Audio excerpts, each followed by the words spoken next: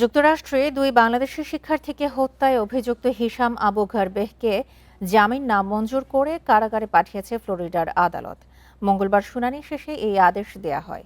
একই সাথে হিশামকে কোনো সাক্ষী বা নিহতদের আত্মীয়দের সাথে যোগাযোগে নিষেধাজ্ঞা দিয়েছে আদালত। রোববার হিলসবরো কাউন্টি আদালতে দাখিল করা নথিতে বলা হয়, বাংলাদেশি পিএইচডি শিক্ষার্থী লিমনকে ধারালো অস্ত্রের একাধিক আঘাতে হত্যা করা হয়েছে। পরে তার মরদেহ উদ্ধার করা হয় হাওয়ার্ড ফ্র্যাঙ্কল্যান্ড সেতু থেকে। অন্যদিকে এই ঘটনায় আরেক বাংলাদেশি শিক্ষার্থী নাহিদা সুলতানা বৃষ্টিকেও অভিযুক্ত হিশাম হত্যার পর দেহ কয়েক টুকরো করে নদীতে ফেলে দিয়েছেন বলে তদন্তকারী সংস্থার কর্মকর্তারা ধারণা করেছেন। রোববার একটি জলাশয় থেকে দেহাবশেষ উদ্ধার হলেও সেটি বৃষ্টির কিনা তা এখনও নিশ্চিত হয়নি। ১৬ এপ্রিল নিখোঁজ হন সাউথ ফ্লোরিডা ইউনিভার্সিটির পিএইচডি শিক্ষার্থী জামিল লিমন ও নাহিদা বৃষ্টি।